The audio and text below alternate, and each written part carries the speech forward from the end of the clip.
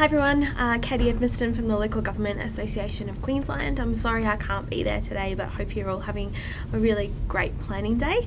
I just wanted to talk to you a little bit about the presentation that I've provided to you, and I'll start just talking a little bit about LGAQ and local government.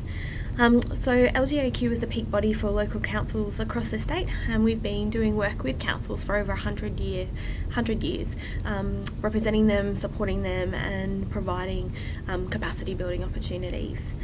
I guess for me, I've been working in local government for quite some time, and I really firmly believe that local governments are the heart of local communities. They provide critical infrastructure, they're a major employer, and they really do provide a range of services and support to local communities, everything from roads, rates and rubbish, but also more in that community service, things like parks and gardens, playgrounds, childcare facilities, airports, youth development, community development, a whole range of sport and rec, arts and culture, things like that, and even a zoo in Rockhampton. Let's talk a little bit about how this program was funded. So I've been asked to talk a little bit about the Community Development Engagement Initiative and how that came about.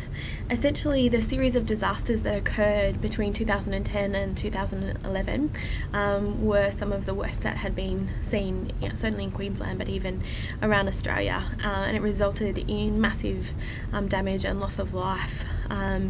And just general disruption of all 73 councils across the state were affected and in fact declared in some way a disaster during that time. In response, LGAQ did a whole heap of things, from representing our councils, consulting with them and talking about what their needs were, providing feedback to the Commission of Inquiry, but also we developed a range of submissions that supported various needs that councils might have. And one of those was a submission for funding to receive community development, for community development to be highlighted as a need as part of a recovery process for local councils. So we worked with councils as well as a number of other peak bodies and key agencies to develop a submission which we actually put up to the state and federal government and other members of the Human and Social Subcommittee. Within that, we outlined an implementation framework which looked at not only the needs, the holistic needs of communities being able to recover, and what we actually said was that there was a whole heap of services that were going towards supporting the mental health recovery of communities, things like Queensland Health bereavement workers, things like Queensland Alliance were doing sort of mental health training and support, and there were also a range of community social services on the ground that were doing some fantastic work around case management and personal support, disability services, those types of things. And we felt that there was a need to provide additional funds towards community development and recovery, some of which was occurring through existing positions, but also we felt there was a need for some further activity in that area. And certainly local governments have an understanding of community development. Many of them have been doing it before and understand that it's about working with community to build capacity and working with strengths to create opportunities for connection and engagement and empowerment of local areas.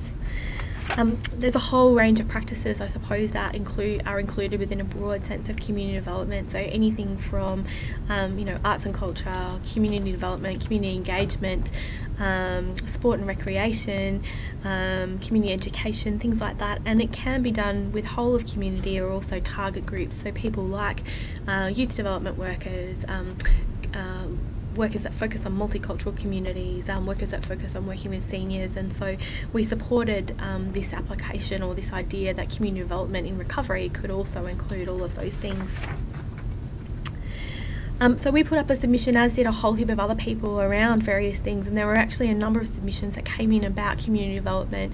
And what was really fantastic was that the state and federal government then came back to LGAQ and let us know that they would be providing funding under what was called the Community Development and Recovery Package, which would provide an unprecedented amount of money for local councils in the tune of about $20 million across the entire state. The program has two key parts, one of which is managed by Department of Local Government, which was then Department of Local Government and Planning, and they are in charge of what's called the flexible funds, which provides funding for projects that support recovery, preparedness and resilience across all 73 councils. Each council receives a sliding scale of funds depending on level of impact and a number of other factors. The other part of the program, and the one I guess that I'm here to talk to you about today, is the Community Development Engagement Initiative.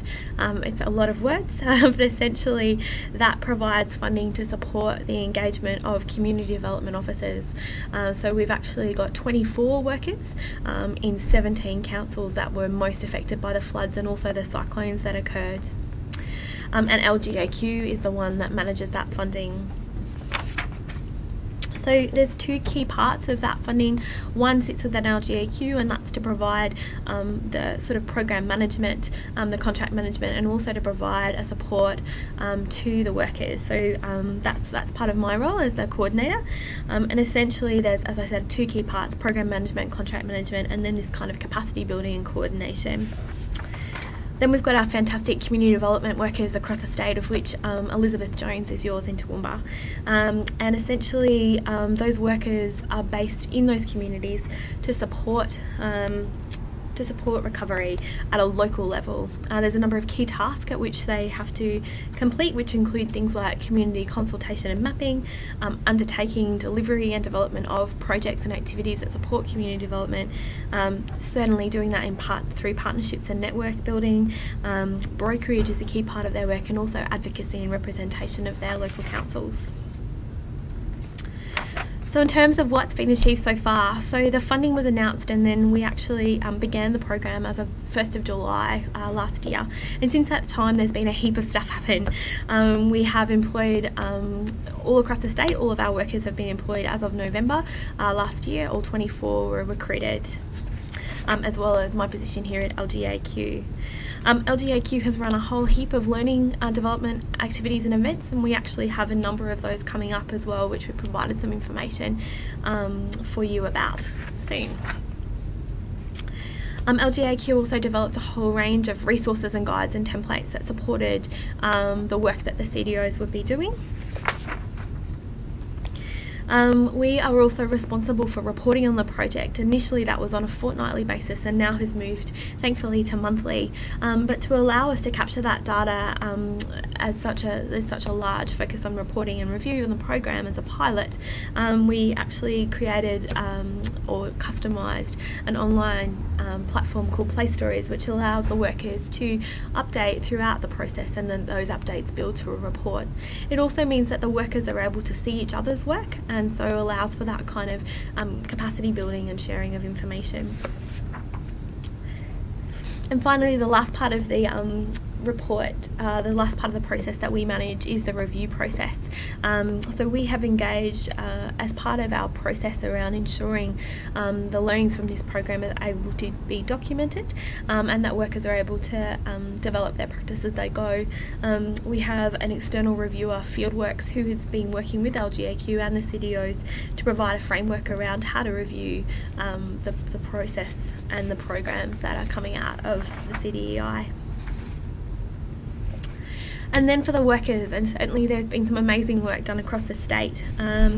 What's interesting is that each of the workers is quite different in their approach, and what's fantastic is that much of the work has been developed in consultation with local communities, and so that means that the look and feel of positions and programs are different across the state, which is fantastic, and really providing that tailored support to local communities about what's relevant to them. So some of the stuff that they've done already since July to sort of February this year is that they held a whole heap of community consultation meetings, undertook surveys, focus groups and interviews, and sort of found out what were the needs of their community, how had they been affected, and what could they use to recover. Many of them, particularly around the lead up to the wet season at the end of last year, did a whole heap of disaster preparedness activities, training, workshops, produced resources and guides that would support communities to be better prepared for the season. Certainly around January and February, and particularly in communities where there had been significant loss, and particularly where there had been loss of life, many of the CDOs took time with their communities to reflect and put their efforts into memorials, actually either built memorials or memorial type events to have a time to reflect and respond to what had occurred.